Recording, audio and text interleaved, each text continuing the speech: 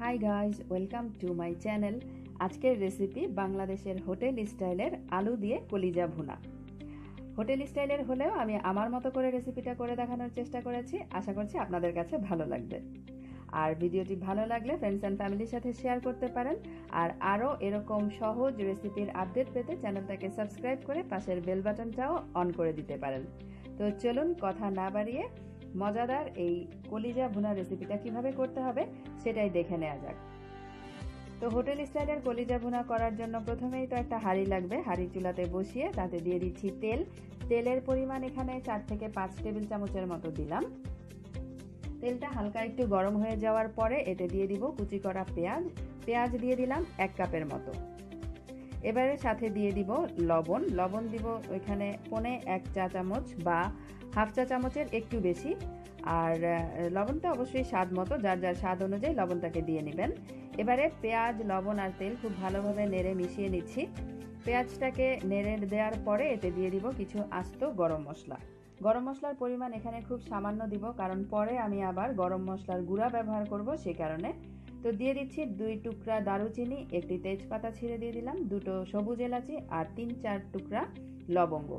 এবারে আরও মিনিট খানেকের জন্য পেঁয়াজটাকে ভেজে নিব। হালকা একটু পেঁয়াজটা যখন নরম হয়ে আসবে তখনই এতে দিয়ে দিব 1 টেবিল চামচ আদা রসুনের বাটা, 1 চা চামচ হলুদের গুঁড়া, হাফ চা চামচ লাল মরিচের গুঁড়া, হাফ চা চামচ ধনে গুঁড়া আর হাফ চা চামচ ভাজা জিরার গুঁড়া। সামান্য একটু পানি অ্যাড করে এবারে মশলাটাকে খুব সুন্দরভাবে কষিয়ে নিতে হবে, যেন মশলার গন্ধটা চলে যায় আর তরকারিটাও খেতে টেস্টি হয়। যখন এরকম তেলটা উপরে ভেসে উঠবে, অর্থাৎ মশলা আর তেলটা সেপারেট হয়ে যাবে, তখনই বুঝতে হবে মশলাটা কষানো হয়ে গেছে। সে পর্যায়ে এতে দিয়ে দিতে হবে আগে থেকে সিদ্ধ করে ছোট ছোট টুকরা করে কেটে নেওয়া কলিজা। কলিজা এখানে আমি হাফ কেজি পরিমাণ আজকে রান্না করছি। আর কলিজাটাকে আমি 5 মিনিটের জন্য সিদ্ধ করে নিয়েছিলাম। এরপরে গরম পানি থেকে তুলে ছোট ছোট টুকরা করে ধুয়ে তারপরে রান্না করছি। এখন ঢেকে দিলাম আরও 5 মিনিটের জন্য। খুব সুন্দরভাবে মশলার সাথে যেন কষানো হয় কলিজাটা, সেই কারণে ঢেকে দেওয়া। 5 থেকে 6 মিনিট পরে ঢাকনা তুলে নিয়েছি। দেখতেই পাচ্ছেন কলিজাটা থেকে কিন্তু কিছুটা পানি উঠেছে। এবারে কিছুক্ষণ নেড়ে নিব আর আরও 3 থেকে 4 মিনিটের জন্য ঢাকনাটাকে খোলা রেখেই কলিজাটাকে কষিয়ে নিব। খুবই সহজ রান্না, অনেকেই জানেন, তবে যারা জানেন না বা নতুন রাঁধুনি আছেন তাদের জন্য রেসিপিটা শেয়ার করা আশা করি অনেকের উপকারে আসবে। তো আরও 3 থেকে 4 মিনিট কষিয়ে নেওয়ার পরে এতে দিয়ে দিচ্ছি আলু। ছোট ছোট টুকরা করে আলু কেটে রেখেছিলাম, একটা মিডিয়াম সাইজের আলু দিয়েছি। আর এখন এই আলুটাকেও সুন্দরভাবে কষিয়ে নিব 3 থেকে 4 মিনিটের জন্য। এতে করে আলুর ভিতরেও মশলাটা যাবে আর আলুটা খেতে টেস্টি লাগবে। কিছুক্ষণ কষিয়ে নেওয়ার পরে এতে অ্যাড করে দিব পানি, যেন আলু আর কলিজাটা সুন্দরভাবে সিদ্ধ হয়ে যায়। এই যে দেখতে পাচ্ছেন আরও 4 মিনিট পরে কলিজা থেকে যে এক্সট্রা পানি উঠেছিল সেটা শুকিয়ে গেছে আর সুন্দরভাবে কষানো হয়েছে। এ পর্যায়ে দিয়ে দিলাম 1.5 কাপের মতো পানি। পানিটাকে দিয়ে চুলার আঁচটা এখন বাড়ানো আছে। যখন ঝোলটার মধ্যে বলক চলে আসবে তখন চুলার আঁচটাকে কমিয়ে মিডিয়ামের থেকেও লো করে দিব। আর এগুলোকে রান্না করে নিব 15 মিনিটের জন্য। ঢেকে দিলাম আর ফিরে আসছি 15 মিনিট পরে।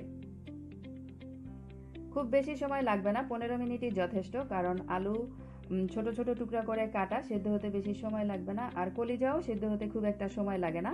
বেশি রান্না করলে আবার কলিজা বেশি শক্ত হয়ে যায়, সেক্ষেত্রে কিন্তু খেতে ভালো লাগে না।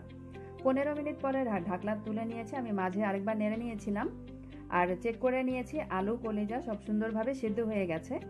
এ পর্যায়ে এতে দিয়ে দিচ্ছি চিলি ফ্লেক্স হাফ চা চামচ পরিমাণ। আমি একটু ঝাল ঝাল খেতে পছন্দ করি, তাই একটু মরিচের পরিমাণটা দিলাম, আপনারা চাইলে এটা বাদ দিতে পারেন। আর দিয়ে দিচ্ছি গরম মশলার গুঁড়া হাফ চা চামচ পরিমাণ।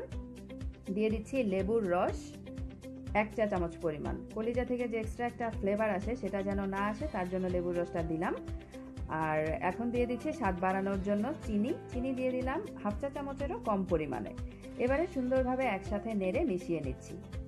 এই চিনিটা দেওয়ার কারণে এই কলিজা ভুনার স্বাদটা অনেকখানি বেড়ে যাবে। আর এই কলিজা ভুনাটা কিন্তু নান রুটি বা পরোটার সাথে খেতে অসাধারণ লাগে। হোটেলে কিন্তু এই কলিজাটাই পরোটার সাথে সার্ভ করা হয়। নেড়ে মিশিয়ে নেওয়ার পরে এখন এতে দিয়ে দিব আস্ত কাঁচামরিচ 4-5টা ফ্লেভারের জন্য আর ঢেকে রাখবো মিনিট খানেকের জন্য। 1 মিনিট পরে ঢাকনাটাকে তুলে আপনাদেরকে দেখাচ্ছি।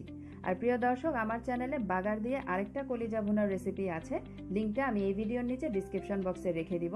আর গরম মশলাটা কিভাবে করেছি সেটার একটা ভিডিও আমার চ্যানেলে আছে, সেই লিঙ্কটাও ডিসক্রিপশন বক্সে পেয়ে যাবেন। 1 মিনিট পরে ঢাকনাটাকে তুলে কলিজাটাকে নেড়ে নিচ্ছি। দেখতেই পাচ্ছেন কলিজাটা একদম রান্না হয়ে গেছে। আর এরকম ভেজা ভেজা অবস্থাতেই চুলা থেকে নামিয়ে নিতে হবে, কারণ ঠান্ডা হয়ে যাওয়ার পরে আলুর কারণে এটা আরেকটু টেনে যাবে। কেমন লাগলো আজকের রেসিপিটা কমেন্ট করে জানাতে ভুলবেন না। আজকে বিদায় নিচ্ছি। আল্লাহ হাফেজ।